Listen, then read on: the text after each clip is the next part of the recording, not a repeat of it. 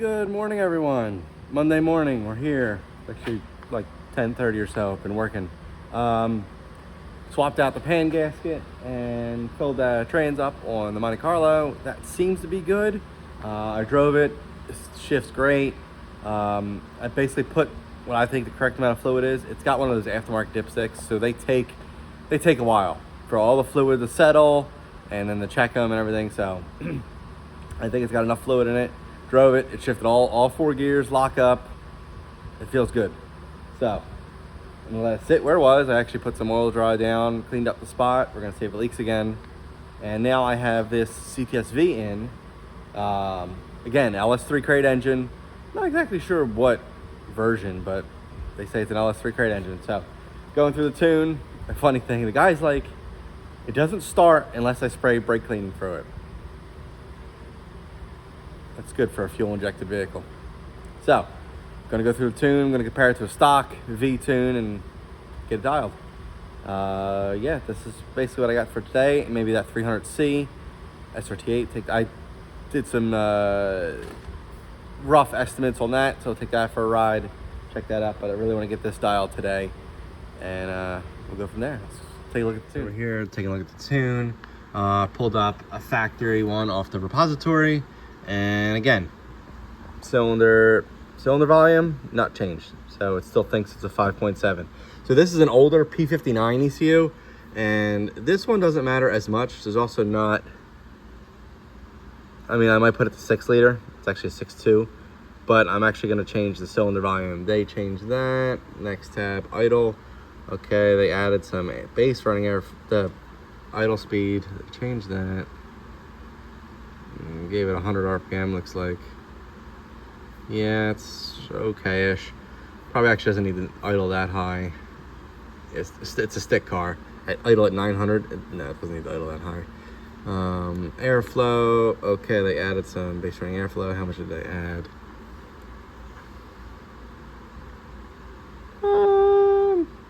Not terrible. I probably would add a little more. But the problem that it doesn't start, they didn't add, oh wow. They didn't add any to the startup. There's nothing changed for the startup airflow. So that's why it doesn't start. Go here. Okay, they did the math. Let's see what the math looks like. Okay, that actually doesn't look too bad. That's a pretty good curve. Yeah, the factory one's there. Yeah, it actually looks pretty good. But I'm noticing they did not touch the VE. So if I go to dynamic, I guarantee it's going to be at like 200, 100. Oh, wow. That's okay.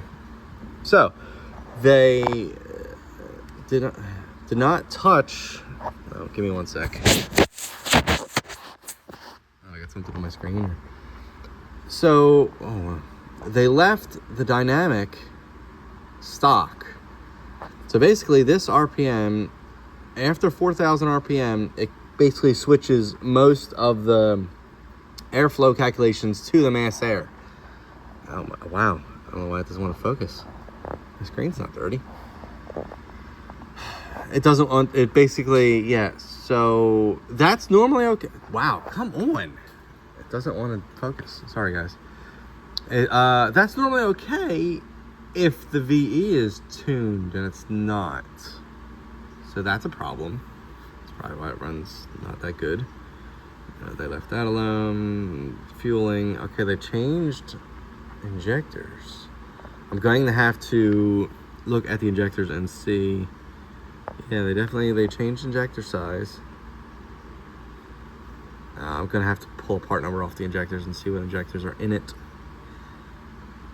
Again, turned off long terms. This is stock. I can understand no long terms for aftermarket, like long tubes and everything. This literally has stock exhaust.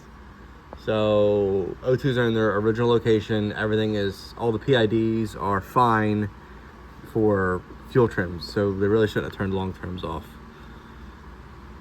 They didn't touch that. Only thing they touched is the EQ.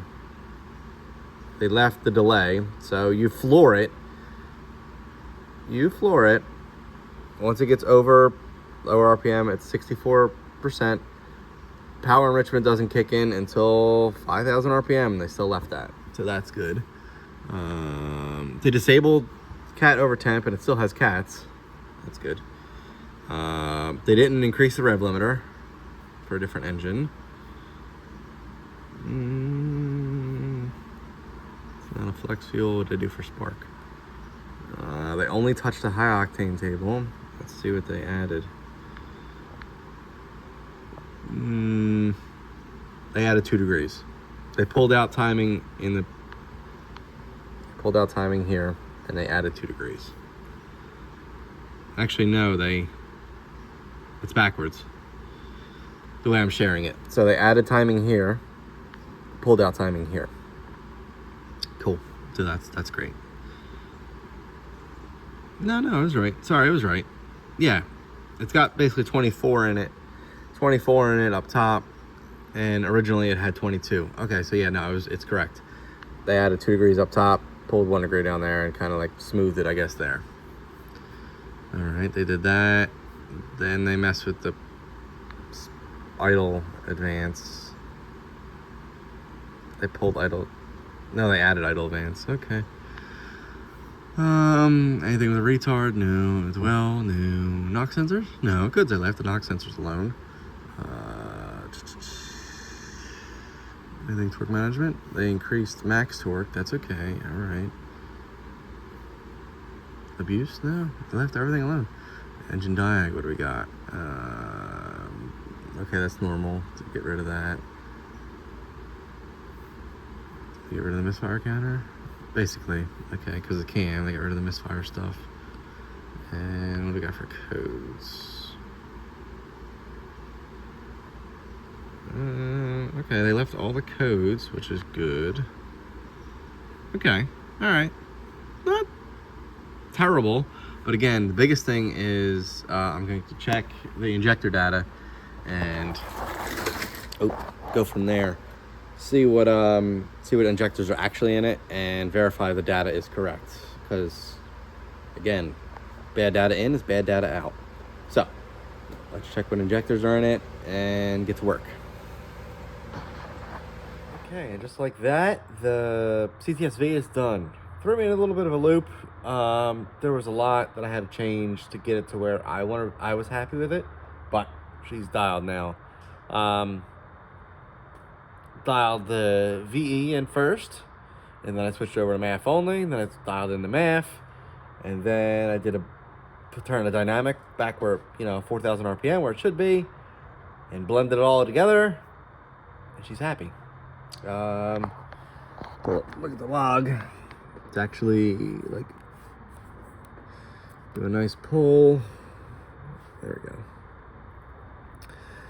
Goes wide open. EQ error is exactly where I want it. Pulling 1-2%, slightly on the rich side. It's fine. 60 pounds oil pressure, 22, 23 degrees of timing, all the way up. That pull was only at 5,100. Do I know another one? This thing pulls to 7,000. Yeah, there's 6. Yeah, about 6,000. 57. Yeah, this thing runs good. Really happy with it. I just took my Y-band out of it. So now I'm gonna let it cool down. I'm actually gonna park it outside because initially, like his it's funny. His main concern was he had to spray brake clean in it to get it to start in the morning. So I'm gonna park it outside, let it get a nice cold soak, and then I'll fire it up in the morning and see how it starts. But that's about it for this one. There is an OBS I actually tuned before. He had some mass air issues, and then I put in speed density for him while he worked out the wiring and everything. Everything's good now.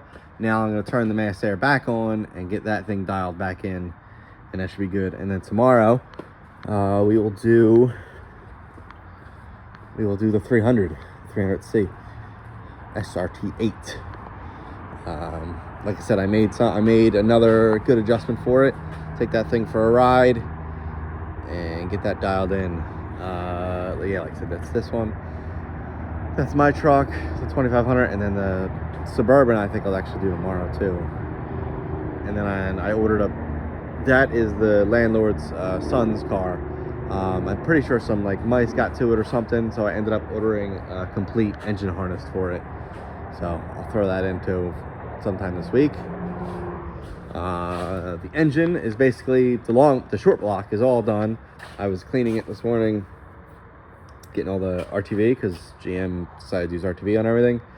And then that truck is getting dropped off tomorrow or the next day. But let's get this V out of here and get that Silverado done, because it's like 3 o'clock and I still haven't had lunch. So get that done, and yeah. And just like that, the day is over. It absolutely flies anymore. Banged out that TTSV. Parked it outside, so we're gonna check cold start in the morning. I assume it's probably gonna be okay. Like it's I think that's one of the milder cams. There's I want to say two. There's two. Should be two of the crate LS3s that are available. I think one is like a 480 horse and one's like a 520. The only difference is the cam. And I'm pretty sure this is like the 480 horse version. Actually, that makes sense because the HP tuners, I have a parameter that is based on engine torque, and it tells me horsepower, because horsepower is just an equivalent, is a formula of torque, and it's literally 481 horsepower, and it makes it the engine. So that's telling me all of the torque values that I have, everything is correct. It's actually pretty funny. I'll show you guys tomorrow. Like I said, I'm driving, so I'll show you literally the graph tomorrow morning. That's pretty funny. I just realized that. So that's done. I want to check. There was a 98 C. C to not K. It's a K truck. K2500. The guy did a 6-liter 480. It's been tuned before by me, but he had some mass air issues, so I put it in speed density. He drove around for a while. Now he fixed his mass air issues, so now we're all back together, and I was just double checking everything. His truck is really weird. I'm gonna do a little more research. It almost wants like 3,000 RPM before the commanded shift. It's really weird. I'm gonna do a little research and see if maybe it's got a different operating system on it or something, and it's just causing kind of an issue. So talk to my one buddy. He deals with a lot with the swap ECUs and basically getting everything dialed. So I'm wondering if there's some kind of issue with that. Then there's literally I'm leaving to go get my daughter at daycare, and I see a Chrysler 300 pull up, and it's got an exhaust on it, and I'm like, they might be coming for me. And as I'm pulling out, I see them pull next to the other 300 SRT8, and I start talking to them this and that, and they want that tuned, plus they're building another one that is getting a Hellcat blower, and then his buddy's got like an LS swapped, what do you say, 76 Caprice. I gotta do that. He wants me to do that. Holy, I just got insanely busy. Oh, what happened? Oh, the battery thing. I don't know if that's gonna let me. Hang on.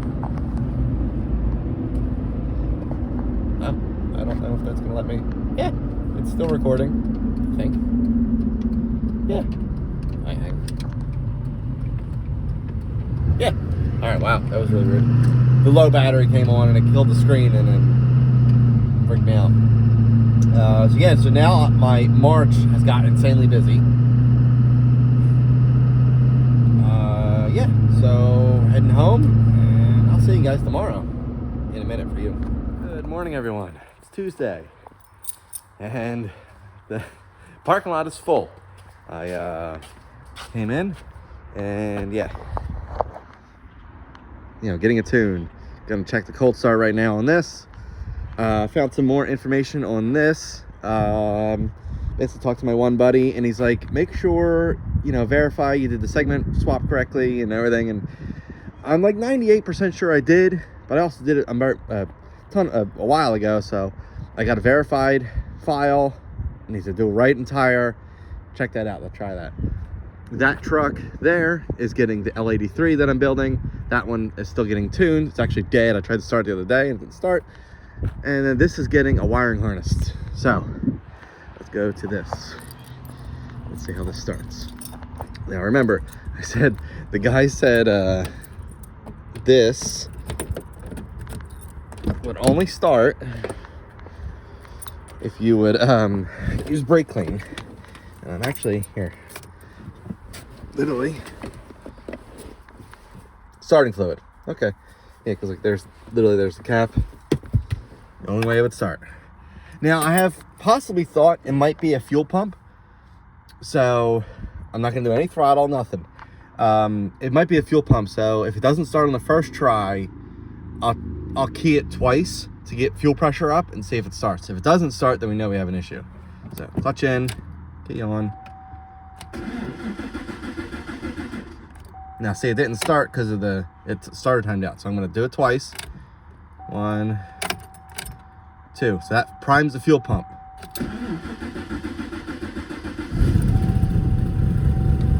So he's got a fuel pump issue. Fired right up. 45, 50 pounds of oil pressure, cold oil pressure.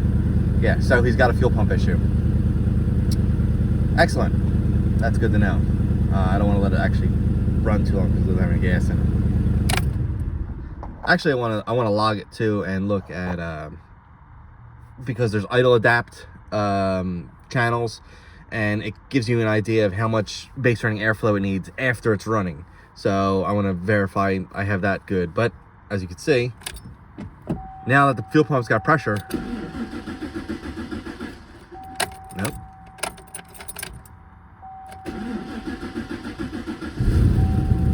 Yeah, so I think he's got I don't know how many miles are on this thing.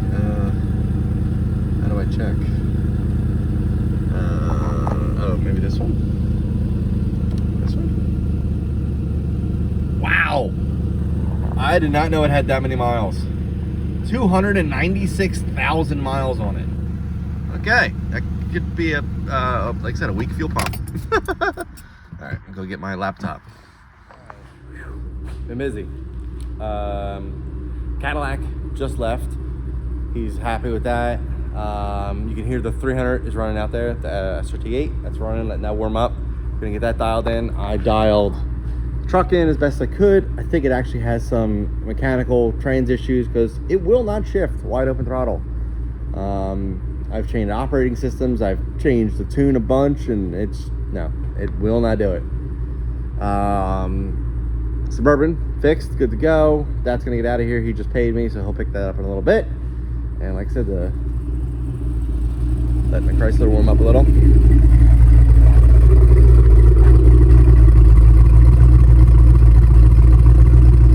This sounds pretty good. So I'm gonna go grab my laptop and we're gonna get to work. Made some progress on the SRT8. Got that pretty happy. Dial it in for drivability and part throttle and everything. Probably tomorrow I'm gonna put my wideband in it. Give it a shot. See what she does. The battery's kind of so it actually died on me. I had to flash the engine and transmission, and it didn't like the key on for more than like the 2.5 minutes. Luckily, it didn't do anything to the ECU, and it was fine.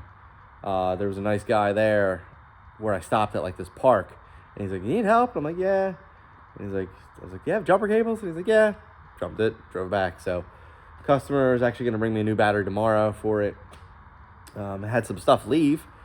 The truck is gone. Suburban's gone. The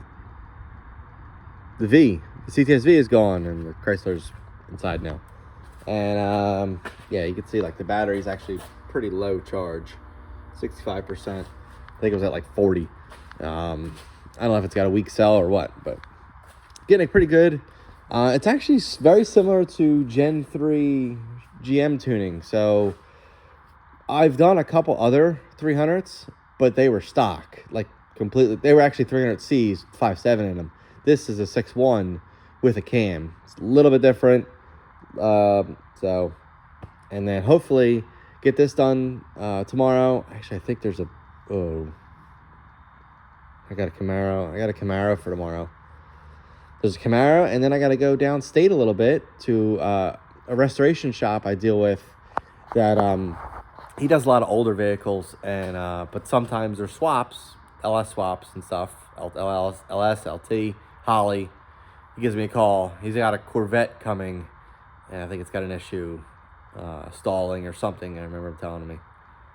All right, might not get to this tomorrow then, this 300. But I got to get started. Tomorrow's Wednesday. No, tomorrow's Wednesday, right? Yeah. So I gotta get started on that Silverado. But I mean, I got the motor here. I want to get the motor done before I start pulling the motor out of that one. I think that's gonna be my Thursday, Friday. Do the motor in the Silverado. Whew.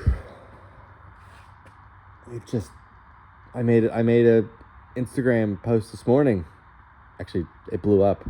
I guess I got sucked into the algorithm or something. And the parking lot was full. I usually only have 1 or 2 cars here. And it was, 1 or 2 right here. I usually park my car here. That's the guy that picked up the Silverado. He's going to come back later with his wife and take that. But I usually never park over there because I don't technically know if that's mine or if that's the neighbor's house, because that Jeep has been there forever. So, but yeah, like I do have some parking spots. Like that's my trailer. Actually, it's my buddy's trailer, but I use it majority more than him. And then those are my 2. But yeah, it's very odd. I can't believe it. But super happy, super grateful. And now it is end of the day again. And I didn't eat lunch. Because I've been so busy. But I'm gonna go pick my daughter up, and I'll see you guys tomorrow. Good morning, everyone. It's Wednesday. Back at the shop. Guy dropped off a new battery for the 300. Put that in real quick. Starts like a dream now. The Silverado came back. I wasn't happy. I did not like that I couldn't get it to shift wide open. And part throttle shifts were also kind of lazy. Like, it wasn't doing the mile an hour I was inputting. But I knew it wasn't mechanical because I can go wide open in the truck, and in the VCM scanner, basically commanded the next gear, and within 200 RPM, like the engine's climbing the red line, within like 200 RPM, it shifted the next gear. So I knew it was something in the tune. I knew it was. It had to be that I was missing. So I started doing some digging, doing some research, and I found one old thread from on the HP Tuners forums. And it talks about that it doesn't use the vehicle speed for the shifting. It's actually like the transmission speed. So I did some more digging, and then I found what I was missing, and I'll show you. So in the tune, this table is used to calibrate your vehicle speed sensor so that your speedometer reads correctly with everything. This one is the one that was causing me an issue. I'm going to pull up an old file. Compare. Let's go to that one. Yeah. So that's what it was. 3,178. It's a long, like I said, it's trans revolutions per mile. So we'll hover over it. What's it say? The number of trans output shaft revolutions per mile. This value is used to calculate the speed that is used for shift and TCC calculations. A tire sanity check value is also provided along, so you can check the tire size calibration against the speedometer. This is useful for troubleshooting accurate speedo, but trans shifting strangely issues. See help file for more details. So, changed, like I said, I changed it to that number. It's much less. And this thing bangs out shifts wide open, no problem now. So I'm super glad I was able to figure that out for it, because I felt bad for, like I said, I tried different operating systems, I've tried different tunes, and I knew it was something that I was missing. And it just, for personally, that's like a huge accomplishment that I was able to figure it out, and it's fixed and it runs, and you literally lay your foot on the floor and it shifts when it should. So, because the truck, it's a 4L80, you know, they're usually pretty stout, and it's not like it's a 4L60 with 600 horsepower behind it that it just doesn't want to shift. Basically, the ECU was not commanding the shift, and you could see that as in the log, that like as it was going up, it would change to current gear. It would change to the next gear when the transmission commanded it. This one was not changing, so I knew it was something in the tune. Knew it. So, like I said, put the battery in the 300. Let's give this a cold start. It's nice out today, so I'm gonna leave the door open. I gotta let my laptop charge before I take this back. I gotta put the wideband on this. And let's just see. Yeah, starts 100 times better.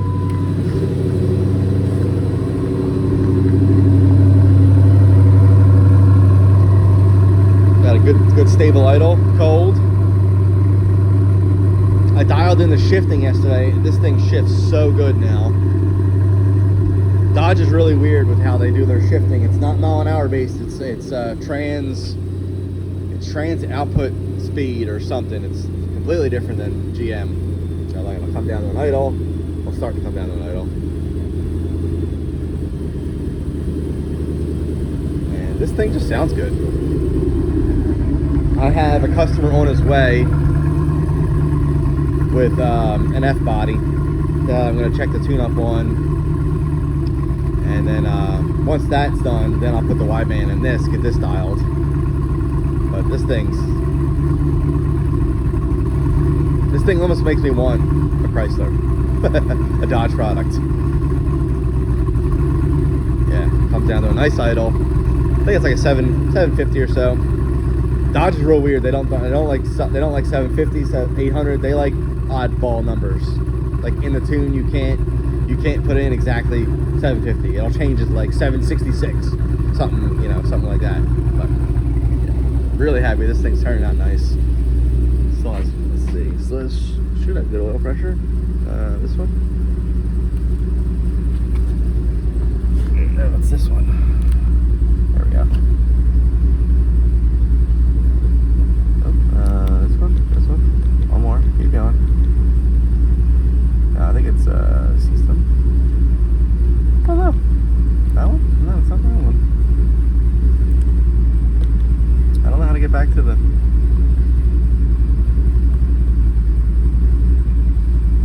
No idea. Navigation. It's not system warnings, is it? Ah, there it is. Yeah. Great oil pressure. But, the engine's 82 degrees oil temp, so... But... I'm gonna get this thing dialed once that Camaro's done. So I don't know if I'll film the Camaro, but we'll see. Good afternoon.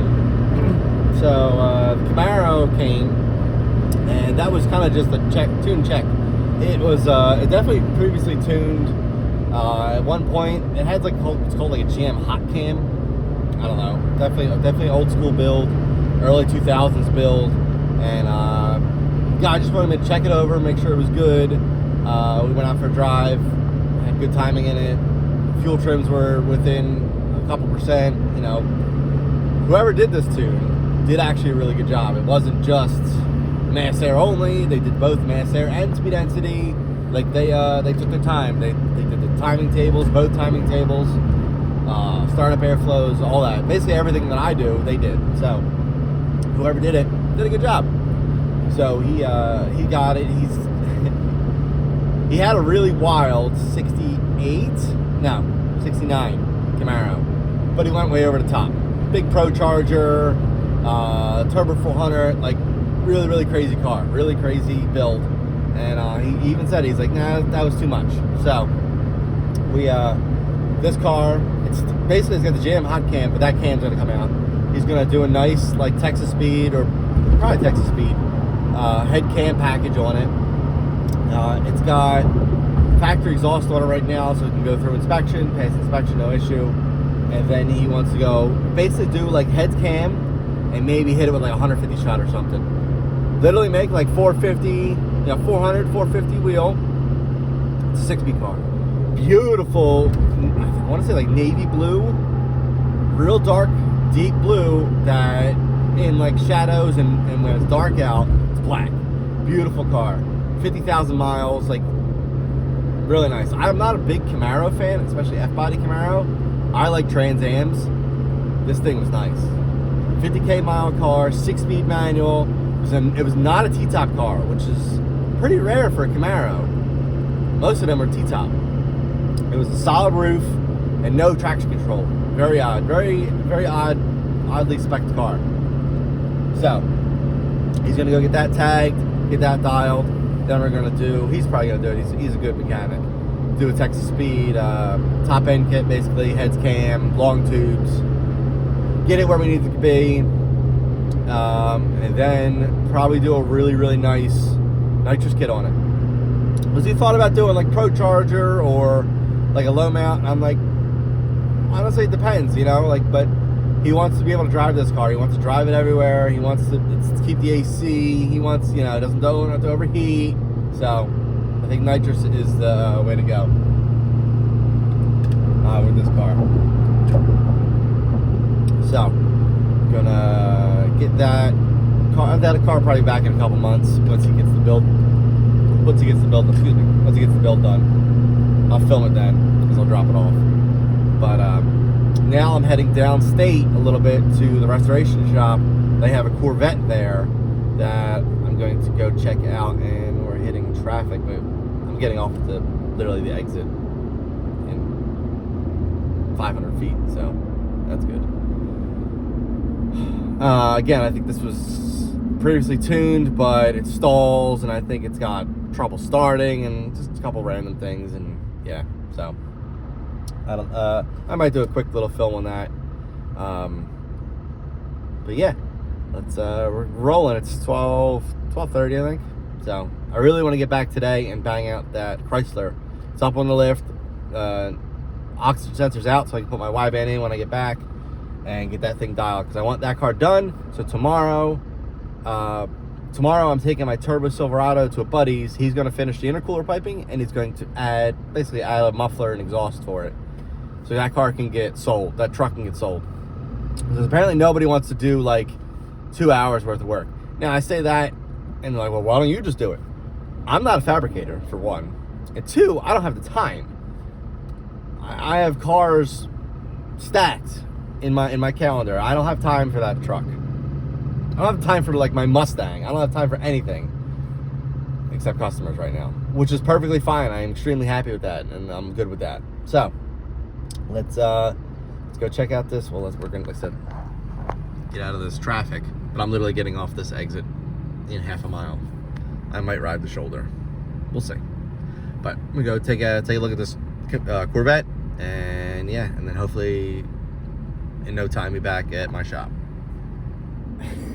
And at the blink of an eye, the day is done. I went down to Smyrna. Someone was in this. It was a 50,000 mile Corvette and bone stock. So it was having an issue. I think setting readiness monitors, and literally this thing is bone stock. Like, he got it bone stock. He bought it at auction. So I'm wondering if someone had exhaust or something on it before, and then it was tuned, and so I literally set it back to stock, and all the readiness has started to come back up. The GMs sometimes they take a while, but like I think like 6 of the 8 readied after a short 20-minute drive. So the other 2 should ready pretty quick. So that's done. There was a Holly car. It's a mid-70s Cadillac drop top on air ride. Holley EFI, I think LS3 crate engine, for some reason a 4L60, but whatever. Yeah, like shaved engine bay, real nice driver. I did sort of a base tune on it. It had the wrong injector data in it, and it has a 0 to like 150 psi pressure sensor in the map sensor spot. So yeah, it wouldn't run. It was running terrible. So I got to get a map sensor for that, and it's easy, just a Holley 1 bar, like it's an 1/8 inch NPT, and it screws right in. So I just got to get one. And then I could build a better base for that. I sort of did like a base and like sort of kind of, but with the completely wrong map sensor, it wouldn't run. It's not like a Terminator, which has you can do an onboard map sensor. It was a Dominator ECU because it controls like the hydraulic. It does some wild stuff. But yeah, so heading to go pick my daughter up, and then tomorrow. So I got to do the 300C or 300 SRT8 tomorrow, and then the engine is almost done for that Silverado. Put that together. So that's my Thursday, Friday is basically do that. Another gentleman stopped by, saw the 300 SRT8 outside, and was like, "Hey, you mess with them?" I'm like, "Yeah, I do the older gens." He's like, "Well, I got this one that's stock. You know, put a tune on it, and then I have the another one that he's building. Just got finished building, and it's getting it's got the, I think, Eagle heads. It's the next generation cylinder heads. So the Hellcat blower bolts onto it, big injectors, big fuel pump, yeah, all that stuff. So that's his other car he wants me to do too. So that'll be fun. But like I said, picking my daughter up. I'll see you guys tomorrow. Morning, everyone. It's Thursday. Going to get the wideband in the SRT8 and get that out on the road. It looks like it's gonna rain, so I'm gonna try to get that done kind of quickly before it rains, because it also doesn't have the best rear tires. They put brand new front tires on it, but the rear tires are, So I'm not gonna be doing too much from a dig, but more, second, third gear pulls, so it shouldn't spin. Get that dialed. I do one Dodge, and I've got like 4 lined up. This Ram dropped off. He's having an issue with his trans. He wants me to look at it and do just a real simple tune-up on it, like the engine side, because there's some transmission and torque management stuff you can lessen, and it makes it a lot better to drive. So, and the MDS. Dodge calls it MDS. GM calls it DOD. So take care of that on that Dodge. And yeah, let's get to work before this rain comes in, because then once the rain starts, I can finish up the L83 and then start pulling that apart, because today and tomorrow, that's my job. My goal is get the engine out today, and then swap over what I need to swap over, and then put this engine in for tomorrow. Hopefully. It's the plan. See what happens. Good morning, everyone. It's Friday. I know it's a quick jump from yesterday, and I just got incredibly busy. Banged out that Ram. He's happy. Took the Chrysler out a little bit, the SRT8. Got it pretty dialed. There's one or two things I want to change, and then that's done.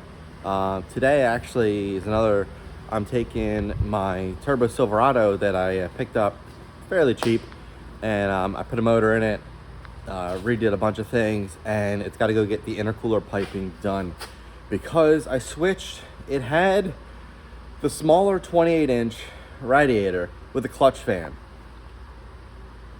It's a 7,000 RPM engine with a clutch fan, turbo engine with a clutch fan. Not a fan of that, especially a stock clutch fan in a Silverado.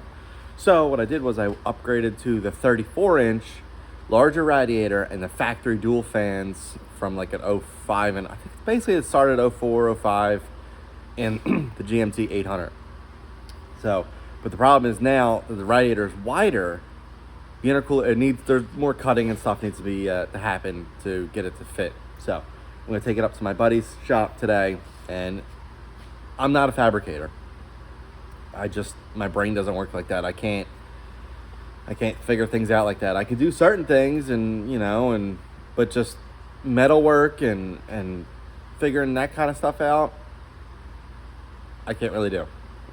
So, gonna take it up to him. He's going to do the intercooler piping, fit the front grill, and then put some kind of, actually I think I have one over here.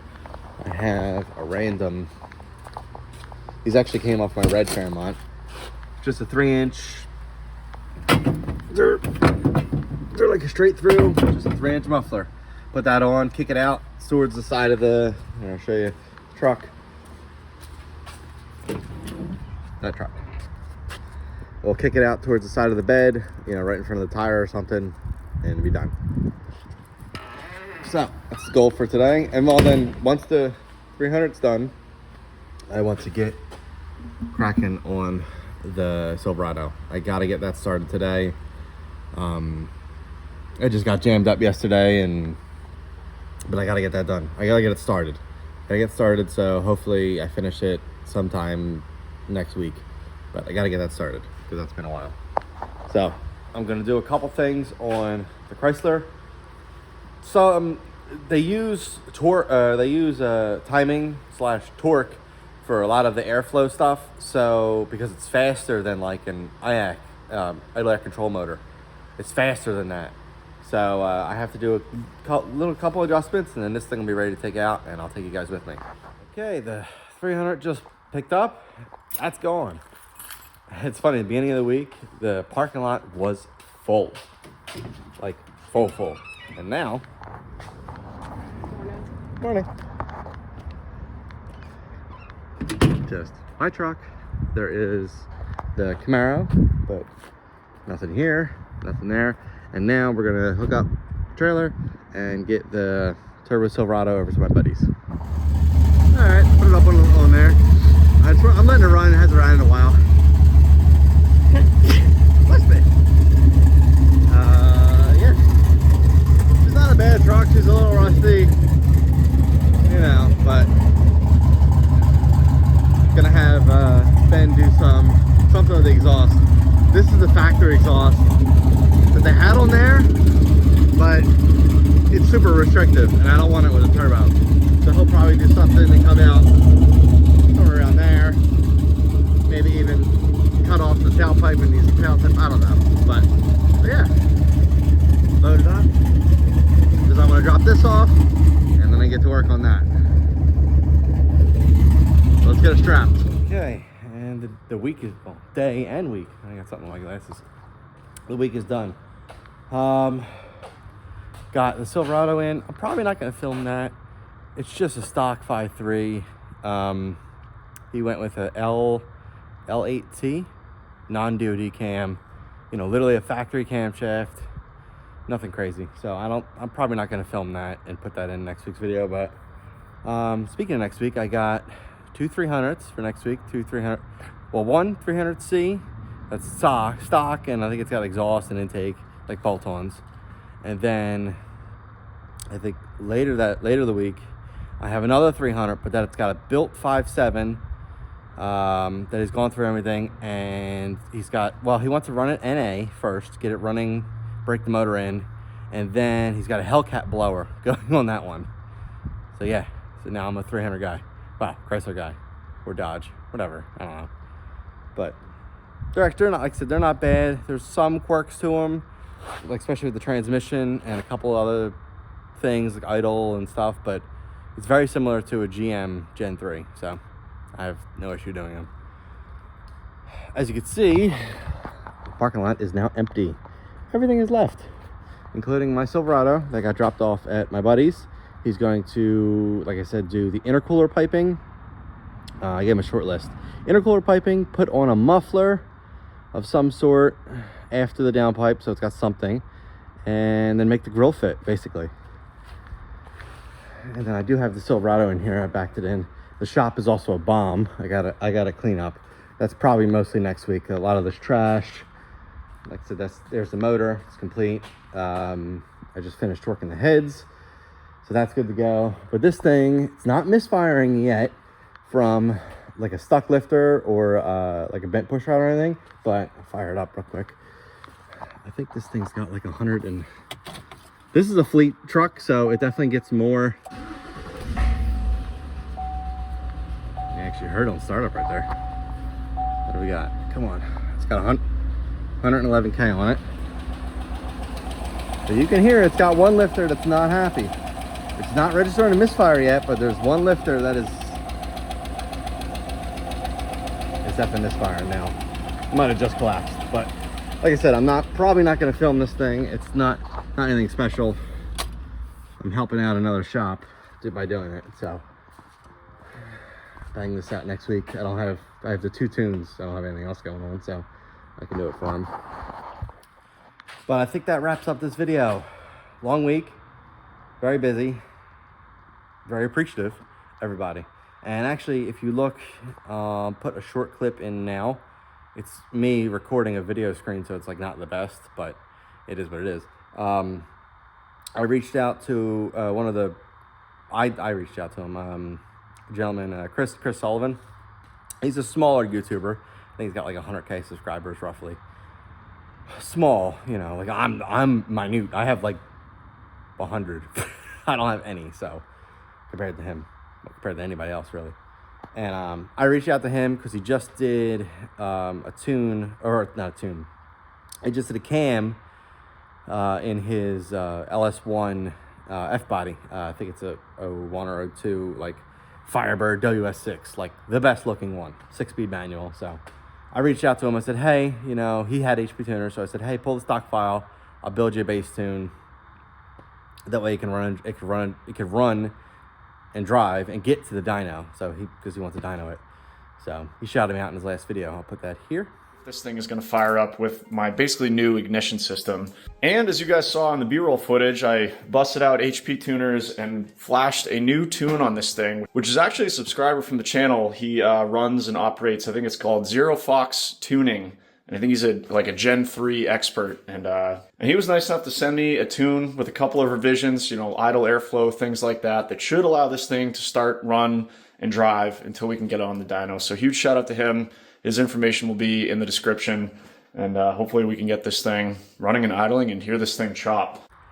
Pretty cool that he shouted me out. I really appreciate that. I actually got like 4 people already in my DMs. And I think 1 or 2 emails. They want a tune. So super appreciative. Really thank you. Thank you, Chris. There's no biggie.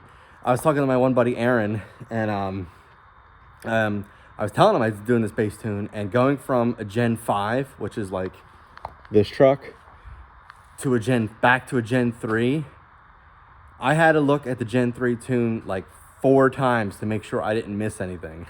It was pretty funny because the Gen 5 is so complex compared to the Gen 3. A drive-by cable, you know, Gen 3. First electronic throttle body, all that, Gen 5. I just thought it was funny. And yeah, no, literally I went through it like 3 times. And then today I was watching Chris's video, and I could see the fuel trims are lean, it needs fuel, and it still needs more startup airflow. Because it did idle after running, but it needs a little bit more adjustment. So I told him to go cruising around once it stops snowing up. I don't know exactly where he is, but I said cruise around, send me some logs. We'll get it dialed in before it goes to the dyno, so he can go to the dyno and have them floor it. But yeah, so like I said, I'm gonna end off this video. Appreciate all you guys watching, and I'll see you next week.